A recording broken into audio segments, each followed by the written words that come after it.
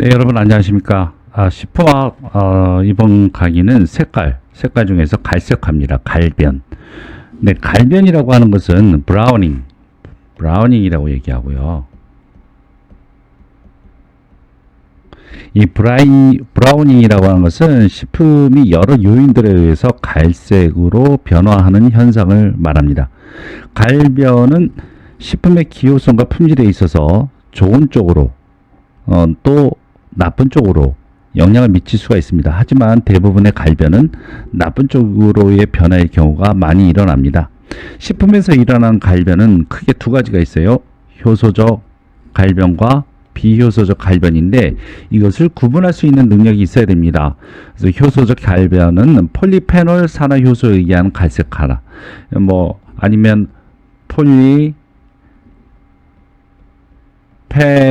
페놀라제라고 하는 이러한 효소의 이름으로서 보기에 나올 수도 있어요. 폴리페놀라제, 포니페놀 산화효소 같은 말이고요.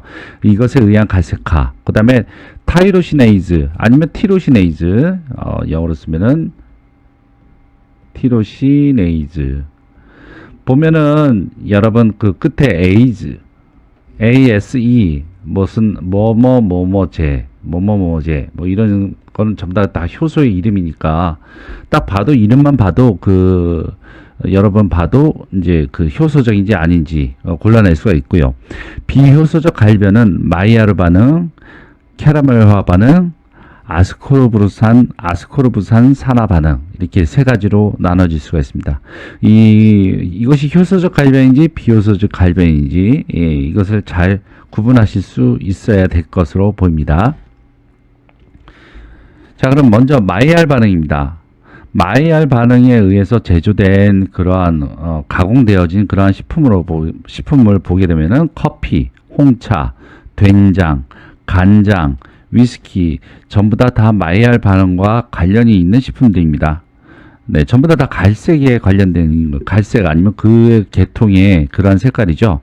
네, 꼭 외워두시길 바라겠고, 마이야르 반응에서 가장 중요한 부분 뭐냐면은 자연적으로 그냥 내버려 둠으로써 발생할 수 있는 건데, 얘네들의 기작은 카르보닐기하고 아미노기 요 두 개가 서로 간에 결합을 해서 무엇이 형성된다? 멜라노이딘이 뭐예요? 멜라노이딘이 바로 갈색화를 일으키게 되어지는 중합체입니다. 멜라노이딘. 자, 다시 한번 마이야르 반응에 있어서 중요한 식품은 커피, 홍차, 된장, 간장, 위스키 이런 것들이고, 자연적으로 어떻게 카르보닐기와 아미노기, 즉 당과 아미노산이 서로 간에 결합이 되어서 멜라노이딘을 만든다. 그러니까 당이 있는 재료와 그 다음에 아미노산이 있는 재료가 서로 내버려 두면은 이렇게 갈색으로 변하게 되는 것이죠. 자, 영양인자. 마이야르 반응이 가장 잘 일어나게 하는 영양인자. 가장 큰 것이 온도입니다. 온도는 증가할수록 얘들이 증가되어진다. 특히 80도씨 이상에서 급격하게 증가되어진다.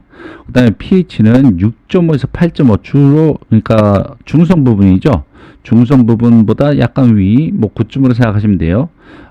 그렇게 해서 증가되어지고, 당류, 이건 좀 가끔 나옵니다. 당류는 5탄당이 6탄당보다, 그리고 6탄당은 설탕보다, 그리고 과당은 포도당보다, 이렇게 당류의 종류에 따라서 영양인자가 좀 다르기도 하고요.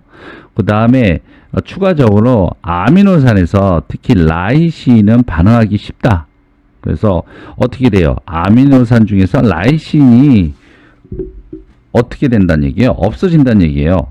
그렇기 때문에 영양적으로도 아미노산이 줄어들게 됩니다.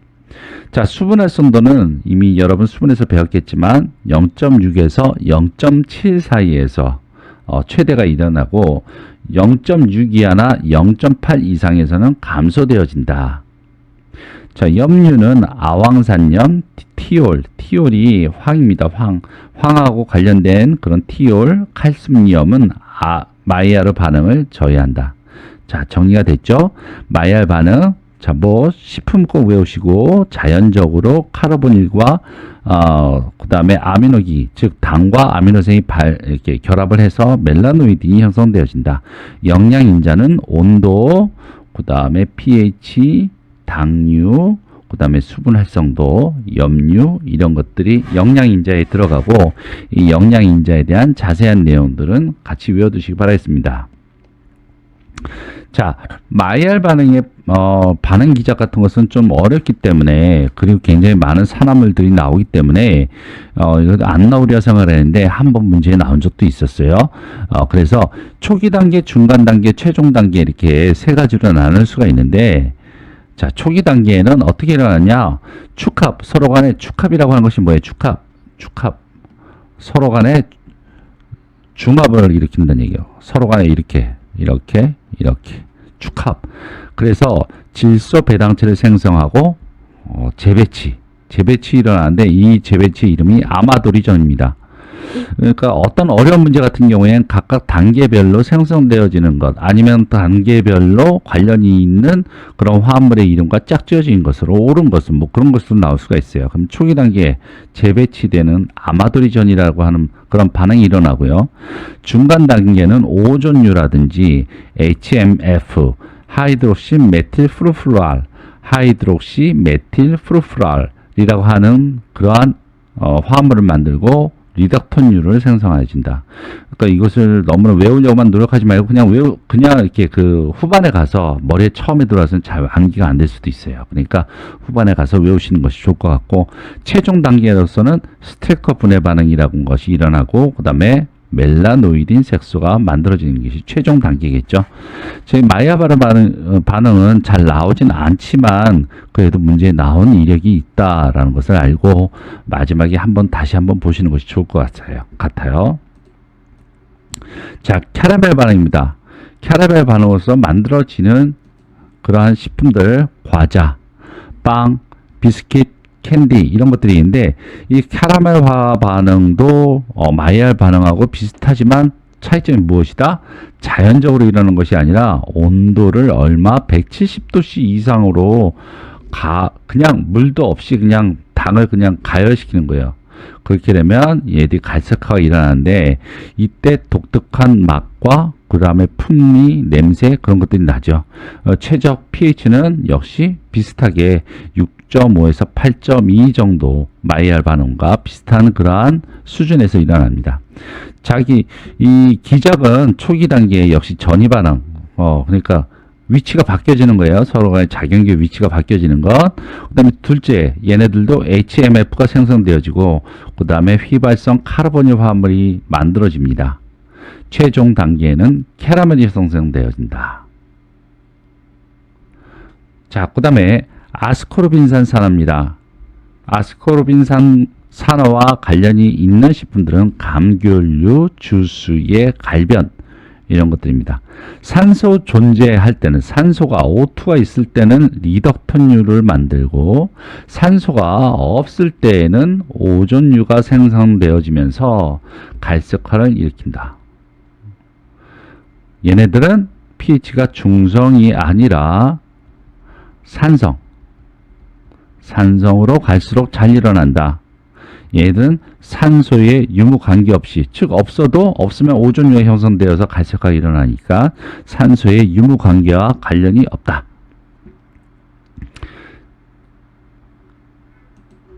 자, 그 다음 폴리페놀 옥시다제, 티로시나제 효소적 갈변에 대한 얘기를 하겠습니다. 폴리페놀 옥시다제에 의한 산화 관련이 있는 식품들, 사과배, 얘네들 잘라놓으면은 갈색으로 변하잖아요. 얘네들이 바로 폴리페놀 옥시다제에 의한 산화입니다. 여기 관련된 거 전부 다 빨간색으로 제가 해놨죠. 다 외우셔야 됩니다. 이거는 별로 그렇게 어렵지가 않죠. 자, 폴리페놀 중합에 따라서 멜라닌이라고 하는 그러한 중합체가 형성되어지는데 이것이 갈색이죠.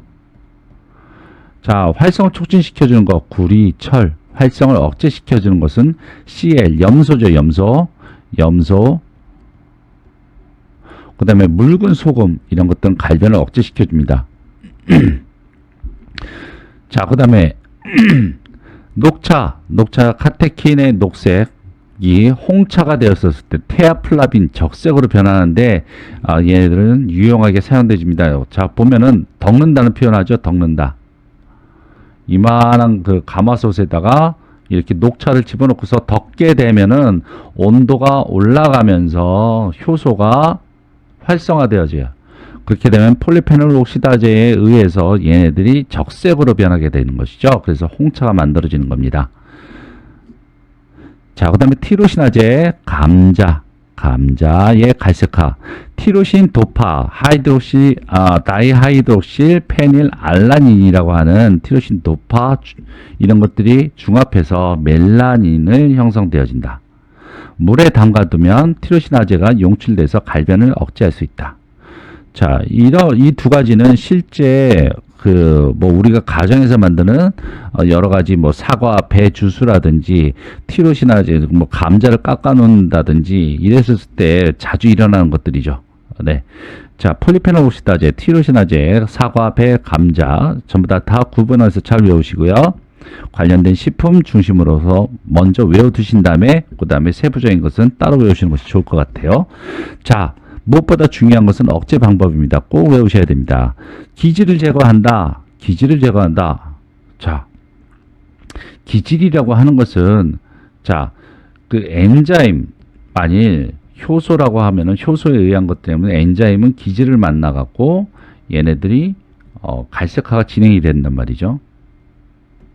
그렇기 때문에 기질 자체를 제거해 버리는 거예요. 클로로겐산, 카테킨, 카테콜 등 폴리페놀 자체를 제거하는 방법.